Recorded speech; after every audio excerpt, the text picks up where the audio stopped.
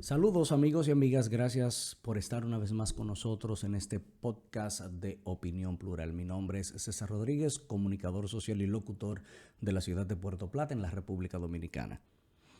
Y en el día de hoy queremos conversar con ustedes, opinar, comentar sobre las afirmaciones de Nayib Bukele de que pudiese tener una solución al problema en Haití si se cumplen tres condiciones esenciales. La primera, que se produzca una resolución de las Naciones Unidas. Lo segundo es que se cubran los gastos de operación. Y la tercera, y no menos importante, es que el pueblo haitiano esté de acuerdo con esta intervención. Y a partir de estas declaraciones a través de la red social X que hiciese Nayib Bukele, nosotros inmediatamente comenzamos a reflexionar de manera profunda en este caso, preguntándonos, ¿sería esto posible? O sea, el hecho de que la Organización de las Naciones Unidas permitiese que un país de la región pudiese intervenir en Haití. Lo otro es, actualmente en Haití están las condiciones dadas, ¿verdad?, para que el pueblo realmente pueda acceder a que un país como El Salvador pueda intervenir para resolver el problema de las bandas y de la criminalidad y sobre todo de la estabilidad sociopolítica en el país. Y por último, si el contexto geopolítico y político interno de Haití está para que sea intervenido por un país como El Salvador. Son cosas que nosotros queremos conversar a profundidad con ustedes para poder arrojar luz y llegar a una conclusión sobre la interrogante de que si ciertamente Nayib Bukele pudiese ser la salvación para Haití.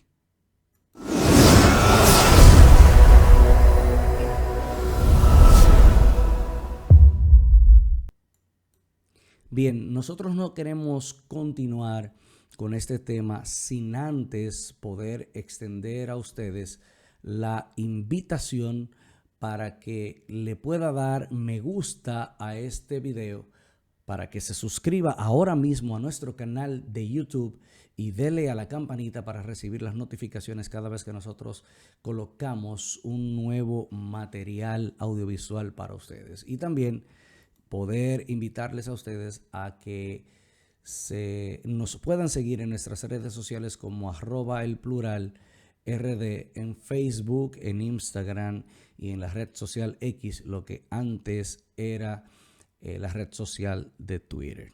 Y bien, vamos a iniciar nuestro comentario diciendo que lo que no podemos esconder es el hecho de que el enfoque en contra de las pandillas en El Salvador llevó a Nayib Bukele a tener el éxito electoral que hoy día le permite gobernar por 5 años más ese país.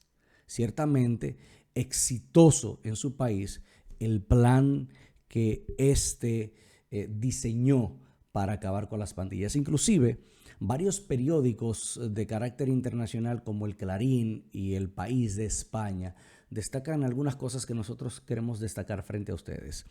El 31 de mayo del 2023, el periódico El Clarín decía lo siguiente: el presidente Nayib Bukele cumple este jueves 4 años en el poder en El Salvador con gran popularidad por su guerra contra las pandillas. Los salvadoreños lo aman. 9 de cada 10 aprueban la gestión de Bukele, que ha devuelto la seguridad a las calles. Se puede calificar como un logro notable el tema de la reducción de la operatividad de las pandillas por la reducción del número de delitos cometidos, explica Carlos Carcach, investigador del área de políticas públicas en la Escuela Superior de Economía y Negocios. Y el principal logro es el tema de la seguridad, la desarticulación de las pandillas, coincide Carlos Acevedo, expresidente del Banco Central de la Reserva. Pero el periódico El País dice: a pesar de sus insistentes discursos de renovación, refiriéndose a la oposición, no logran recuperarlas ni hacer frente a la avasalladora popularidad de Bukele, quien con la implementación del régimen de excepción, ha logrado neutralizar el azote de las pandillas y ha generado un estado de satisfacción en materia de seguridad ciudadana.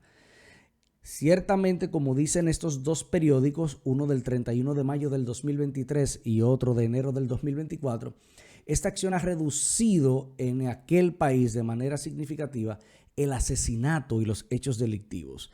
En un país, déjenme decirle a ustedes, que aunque no se encuentra como un país que tuviese un conflicto bélico como tal, alguna revolución, alguna revuelta civil, alguna guerra interna, era considerado como uno de los países más violentos del mundo. En la actualidad manejamos la cifra de que 76,000 han sido detenidos por supuestamente pertenecer a las bandas en El Salvador y haber cometido al menos un hecho delictivo. Pero otros 7,000 han sido liberados por ser inocentes desde marzo del año 2022. Pero esto es simplemente para darles un contexto de que ciertamente el plan Bukele ha sido exitoso. No podemos negar que el plan Bukele ha sido exitoso en El Salvador respecto a su lucha con grupos que, aunque no se catalogan específicamente como grupos armados o milicias armadas, son pandillas con características muy violentas, con características de una organización y de un esquema organizativo bien acabado, armados, con influencia en esferas económicas y políticas, y que Nayib Bukele ha podido tener una lucha contra estas bandas. Sin embargo, hemos notado un rechazo por parte de organizaciones como Amnistía Internacional y los Derechos Humanos que advierten no estar muy de acuerdo con lo que sucede en El Salvador.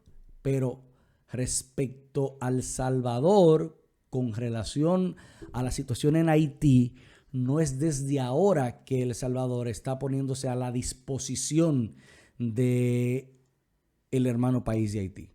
Ya en el 2023, el año pasado, porque estamos en el 2024, El Salvador se había puesto a la disposición de Haití para ayudar a reducir los índices de criminalidad.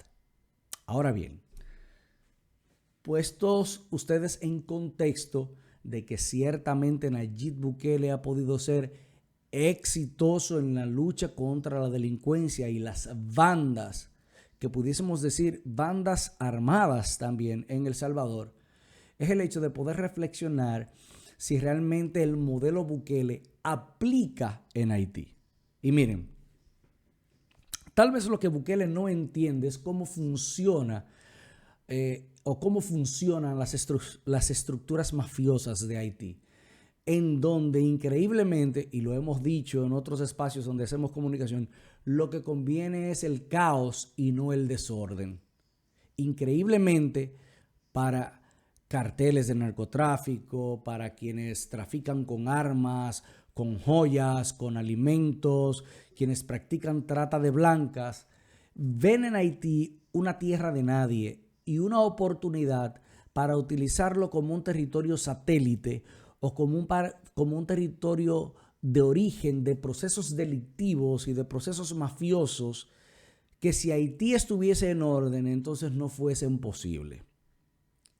Y siendo honestos, hay que hablar de que hay muchas de esas estructuras mafiosas que tienen ramificaciones en gobiernos de la región y gobiernos que no son de la región. Entonces a veces pareciese como que lo que conviene es que Haití continúe en el caos y que en ciertos momentos haya un control de ese caos, cosa que no es lo que está sucediendo ahora. Es cierto que Nayib Bukele ha demostrado que no le tiembla el pulso para tomar decisiones que deben de tomarse sin importar quiénes estén detrás o delante.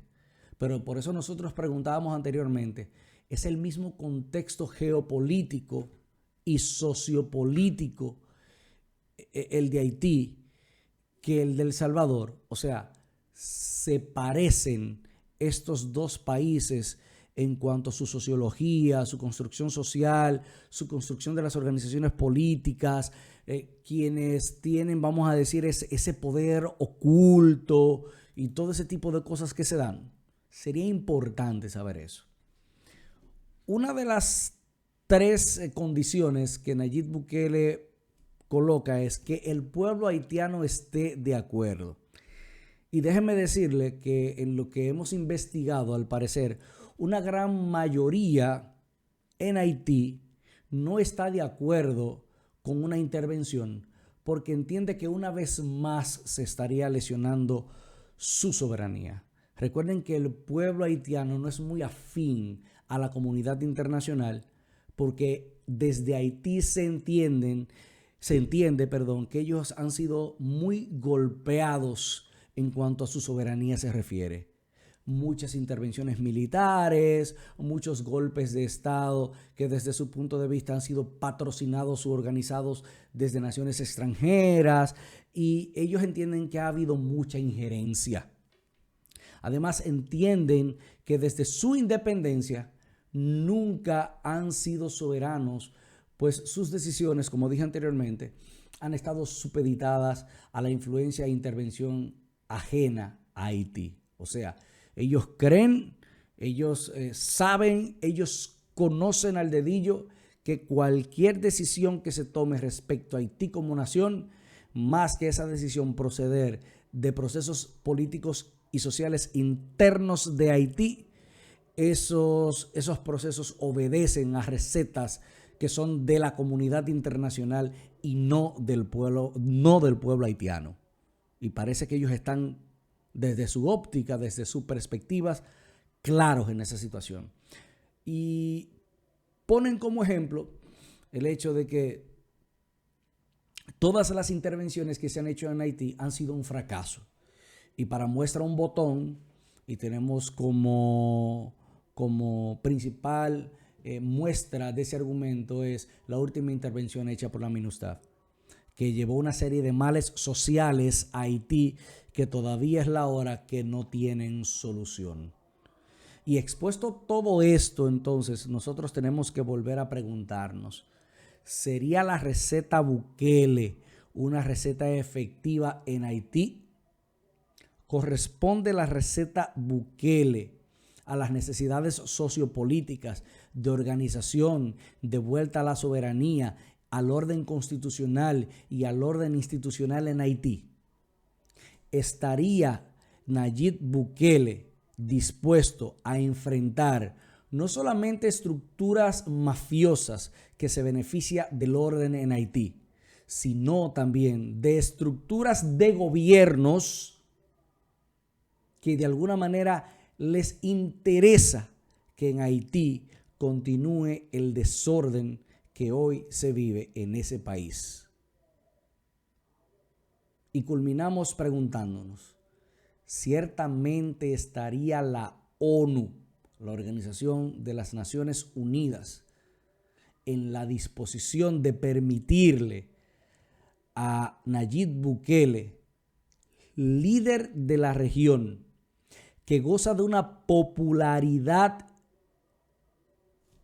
por encima de lo esperado, por encima de lo estipulado, sobre otros líderes de la región, a que se alce con la gloria y realmente convertirse en una especie de salvador del pueblo haitiano, si su modelo realmente pudiera calar y funcionar en Haití como ha funcionado en El Salvador? ¿Qué pasaría con el liderazgo de la región que no es Nayib Bukele? Son preguntas que tenemos que hacernos y son preguntas que le dejamos a ustedes. Gracias por estar con nosotros una vez más en este podcast de Opinión Plural y será hasta la próxima.